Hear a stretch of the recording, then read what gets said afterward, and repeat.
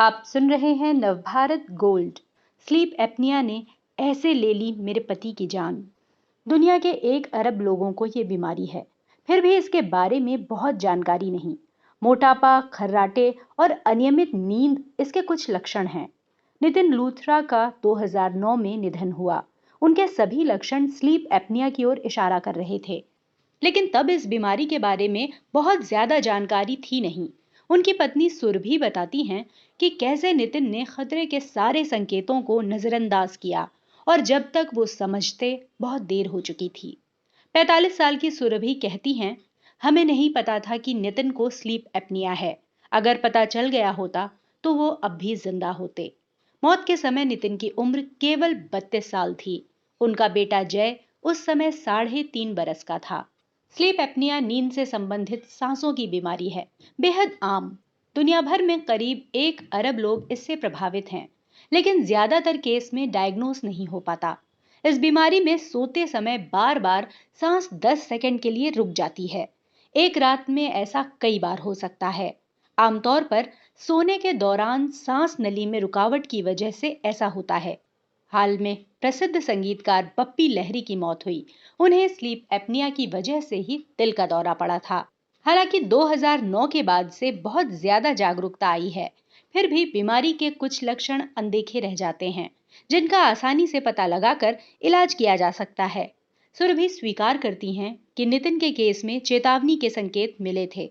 वो बताती हैं कि उनकी शादी साल 2005 में हुई थी।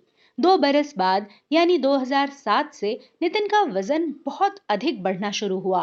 1.5 साल के अंदर उनका वजन बहुत ज्यादा हो गया।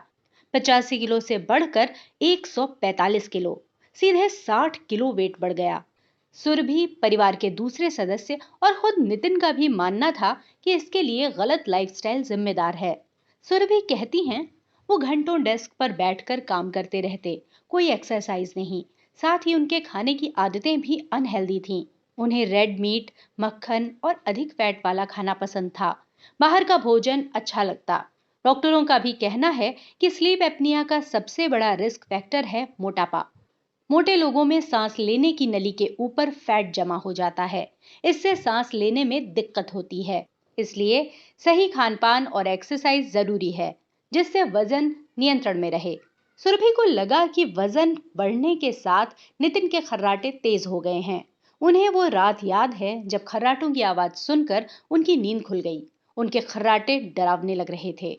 मैंने नितिन को जगाया और कहा कि ऐसा लग रहा है कि तुम सांस नहीं ले पा रहे।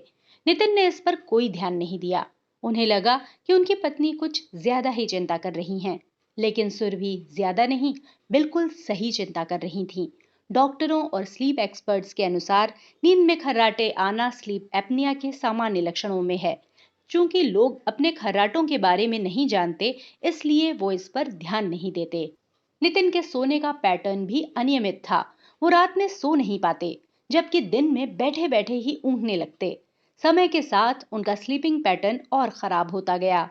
सुरभि याद करती हैं, लेटते समय उन्हें असहज महसूस होता था, लेकिन उस समय उन्होंने हमें ये बात नहीं बताई। काम के बहाने वो सुबह तक जागते रहते। कभी कभी वो तड़के 3 बजे वॉशरूम जाते और वहां उनकी आंख लग जाती। रात में ठीक से नहीं सोने के कारण नितिन दिन में सुस्त रहते, थके हुए। कई बार बातचीत के दौरान झपकी आ जाती। कई बार लैपटॉप पर काम करते करते नींद में चले जाते। धीरे धीरे ये रूटीन हो गया। परिवार को लगने लगा था कि वजन बढ़ने के साथ नितिन को परेशानी होने लगी है। सबने तय किया कि उनका हेल्थ चेकअप कराया जाए। नितिन ने कभी सिगरेट नहीं पी, शराब भी वो कभी कभार ही लेते थे। बावजूद इसके उनका कोलेस्ट्रॉल लेवल ऊपर नीचे होता रहता। ये 2009 की शुरुआत की बात है। परिवार ने तो तय कर लिया, लेकिन नितिन को मनाना आसान नहीं था। सुरभि के मुताबिक वो पूरी तरह से मेडिकल के खिलाफ थे।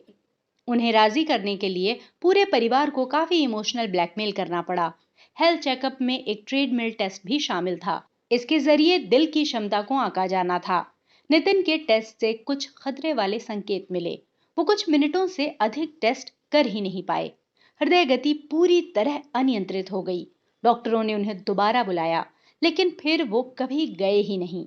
हालांकि इन टेस्ट के बाद नितिन को अपने स्वास्थ्य के बारे में कुछ एहसास हुआ। उन्होंने हेल्दी लाइफस्टाइल अपनाने का फैसला किया, अपनी डेस्क वाली नौकरी छोड़ दी, हेल्दी खाना खाने लगे, योग और ब्रीदिंग एक्सरसाइज शुरू कर दी, लेकिन दोबारा डॉक्टर के पास नहीं गए। सुरभि बताती हैं कि उन्हें आज भी इस बात का मलाल है कि वो क्यों नितिन को डॉक्टर के पास ले जाने के लिए मना नहीं सकी। वो कहती हैं, उनकी तरह हमें भी लगता था कि वजन नियंत्रण में आने के बाद नींद वाली समस्या दूर हो जाएगी। हम गलत थे। सुरभि उस रात के बारे में बताती हैं जब बीमारी ने उनके पति को छीन लिया।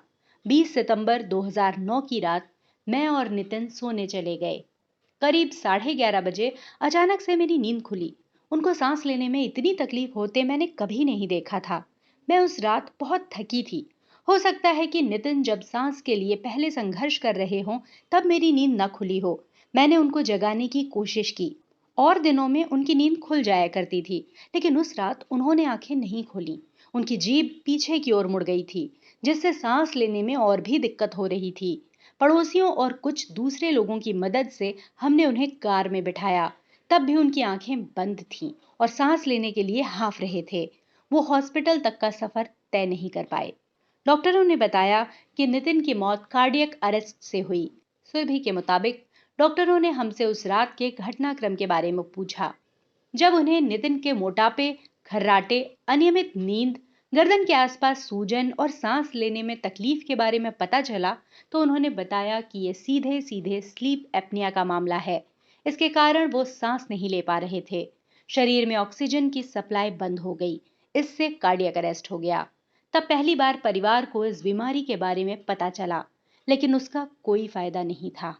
सुरभि के लिए ये बातें कर पाना बहुत मुश्किल है, फिर भी वो करती हैं, क्योंकि उन्हें लगता है कि इससे कोई जान बच सकती है। वो कहती हैं, कुछ लक्षणों के बारे में जानना महत्वपूर्ण है। अगर कोई रात में सो नहीं पाता, जोर से खर्राटे लेता है, थोड़ी देर के लिए सांस लेना बंद कर देता है, या फिर वजन बहुत अधिक बढ़ रहा है, तो सावधान होने की जरूरत है। केवल मरीज ही नहीं, उसके पार्टनर के लिए भी इन लक्षणों को जानना जरूरी है। नितिन मोटे हो गए थे और इस बारे में कुछ करने का एहसास बहुत देर से हुआ। उन्हें डॉक्टरों के पास जाने से नफरत थी। उन्हें नफरत थी हेल्थ चेकअप और टेस्ट से। सुरभि सावधान करती हैं, ऐसी गलती न करें। स्वास्थ्य से जुड़ी किसी भी परेशानी को हल्के में न लें।